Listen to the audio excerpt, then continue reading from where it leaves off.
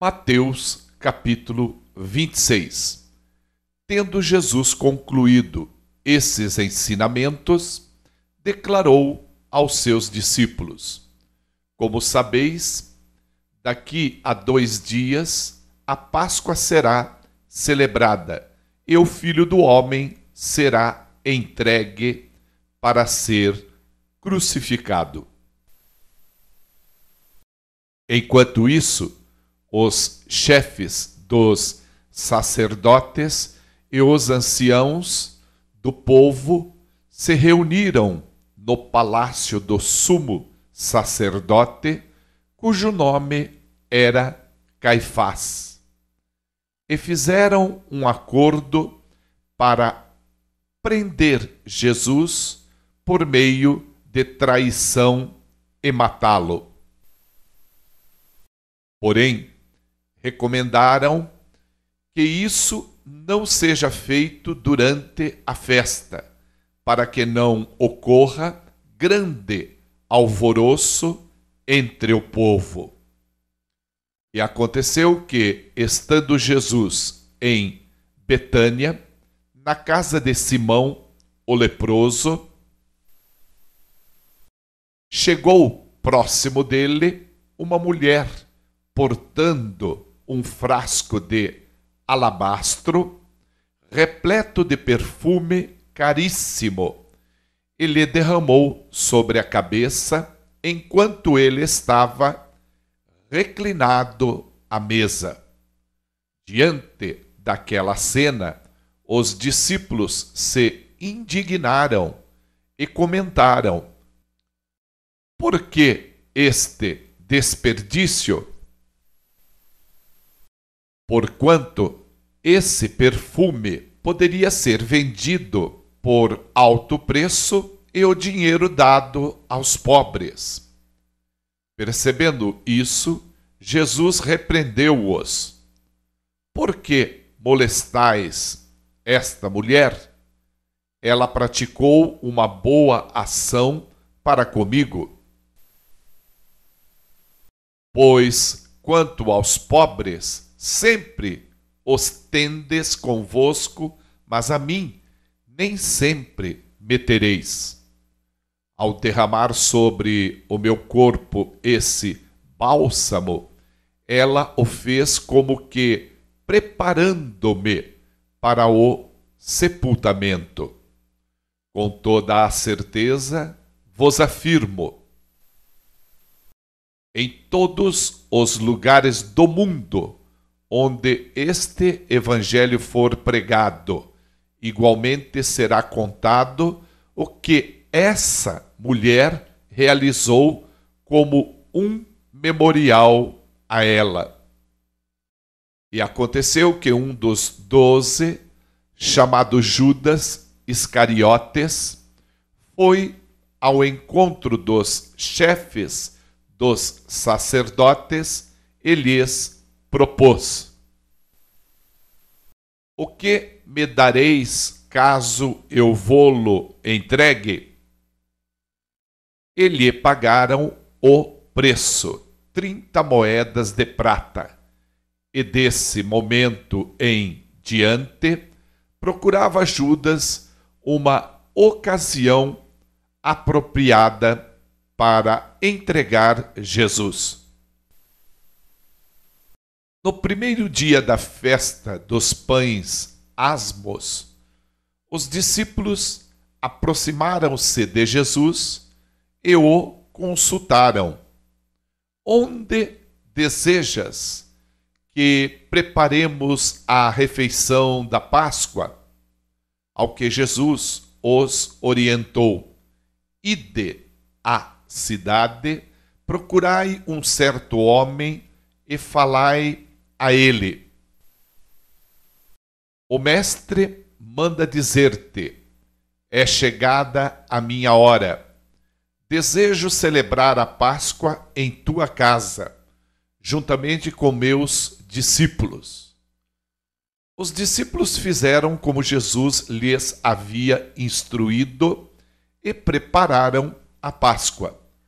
Ao pôr do sol, estava Jesus reclinado, próximo à mesa, com os 12.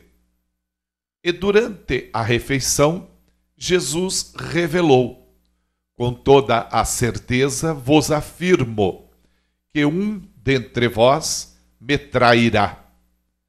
Essa declaração consternou a todos e começaram a indagar, um após o outro: Senhor, porventura serei eu? Indicou-lhes Jesus: aquele que comeu juntamente comigo do mesmo prato, este é o que vai me trair. O Filho do Homem vai, como de fato está escrito a respeito dele. Mas ai daquele que trai o Filho do Homem. Melhor lhe seria jamais haver nascido.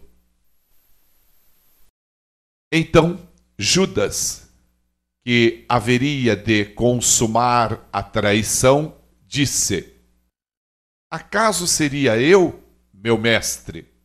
E Jesus afirmou-lhe: sim, tu o declaraste. Enquanto comiam, Jesus pegou um pão, deu graças, quebrou-o e o deu aos seus discípulos, recomendando: tomai, comei, isto é o meu corpo. Em seguida tomou um cálice, deu graças e o entregou aos seus discípulos, proclamando: bebei dele todos vós, pois isto é o meu sangue da aliança, derramado em benefício de muitos, para remissão de pecados. E vos afirmo que, de agora em diante, não mais tomarei deste fruto da videira, até aquele dia em que beberei o novo vinho convosco no reino de meu Pai. E, assim, após terem cantado um hino de louvor, saíram para o Monte das Oliveiras. Então Jesus lhes revelou: ainda esta noite todos vós me abandonareis. Pois assim está escrito: ferirei o pastor e as ovelhas do rebanho serão afugentadas. Todavia, depois de ressuscitar, seguirei adiante de vós rumo a Galileia. Respondeu-lhe Pedro: ainda que venhas a ser motivo de escândalo para todos, eu jamais te abandonarei. Replicou-lhe Jesus: com certeza te asseguro que ainda nesta noite, antes mesmo que o galo cante 3 vezes, tu me negarás. Então Pedro lhe declarou: mesmo que seja necessário que eu morra junto a ti, de modo algum te negarei. E todos os discípulos fizeram a mesma afirmação. Seguiu Jesus com seus discípulos e, chegando a um lugar chamado Getsêmani, disse-lhes: assentai-vos por aqui, enquanto vou ali para orar. levou consigo a Pedro e aos 2 filhos de Zebedeu, e começando a entristecer-se, ficou profundamente angustiado. Então compartilhou com eles, dizendo: a minha alma está sofrendo dor extrema, uma tristeza mortal. Permanecei aqui e vigiai junto a mim. Seguindo um pouco mais adiante, prostrou-se com o rosto em terra e orou: ó meu Pai, se possível for, passa de mim este cálice. Contudo, não seja como eu desejo, mas sim como tu queres. Mas, ao retornar à presença dos seus discípulos, os encontrou dormindo e questionou a Pedro: e então, não pudestes vigiar comigo durante uma só hora? Vigiai e orai, para não cairdes em tentação. O espírito, com certeza, está preparado, mas a carne é fraca. E afastando-se uma vez mais, orou, dizendo: ó meu Pai, se este cálice não puder passar de mim sem que eu o beba, seja feita a tua vontade. Quando voltou, entretanto, surpreendeu novamente seus discípulos dormindo, pois não suportaram os olhos pesados de sono. Então, retirou-se novamente e foi orar pela 3ª vez, proferindo as mesmas palavras. Passado algum tempo, voltou aos discípulos e indagou: ainda dormes e descansais? Eis que a hora é chegada. Agora o Filho do Homem está sendo entregue nas mãos de pecadores. Levantai-vos e sigamos. Eis que meu traidor está se aproximando. E, estando ele ainda a falar, eis que chegou Judas, um dos 12, e trazia consigo uma grande multidão armada de espadas e porretes, vinda da parte dos chefes dos sacerdotes e dos líderes religiosos do povo. Mas o traidor havia combinado um sinal com eles, informando-lhes: aquele a quem eu saudar com um beijo, esse é quem procurais. Prendei-o.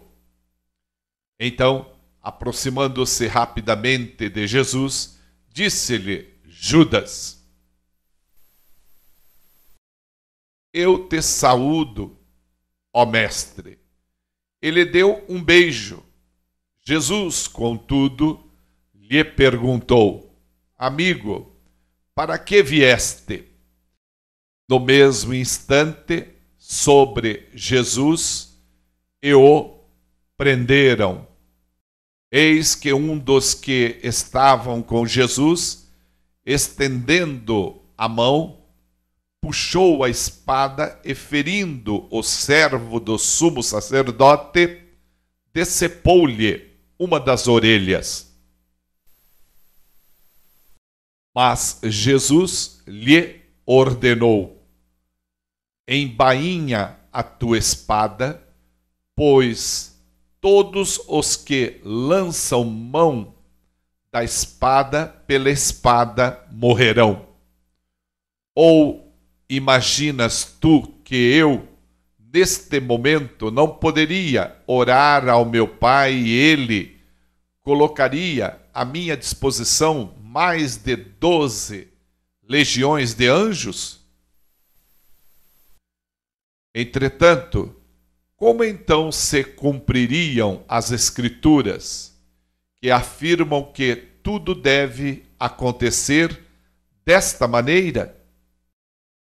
E naquele mesmo instante, Jesus se dirige às multidões, indagando-lhes: lidero eu algum tipo de rebelião para que venham contra mim com espadas e porretes e me prendam? Pois todos os dias estive ensinando no templo, e vós não me prendestes. Todavia, esses fatos todos ocorreram em cumprimento às Escrituras dos profetas. E assim, todos os discípulos abandonaram a Jesus e fugiram. Então, os que prenderam Jesus o conduziram à presença de Caifás, o sumo sacerdote, em cuja residência estavam reunidos os mestres da lei e os anciãos. Contudo, Pedro seguiu a Jesus de longe até o pátio do sumo sacerdote, entrou e sentou-se junto aos guardas, para sondar qual seria o fim daquela ocorrência.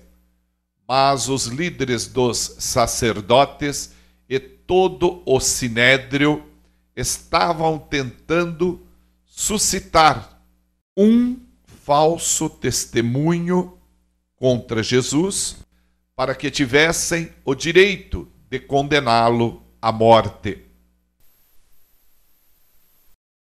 Todavia, nada encontraram, apesar de se terem apresentado vários depoimentos inverídicos. Ao final, entretanto, compareceram duas testemunhas que alegaram: este homem afirmou: tenho poder para destruir o santuário de Deus e reconstruí-lo em 3 dias. Então o sumo sacerdote levantou-se e interrogou a Jesus: não tens o que responder a estes que depõem contra ti? Mas Jesus manteve-se em silêncio, diante do que o sumo sacerdote lhe intimou.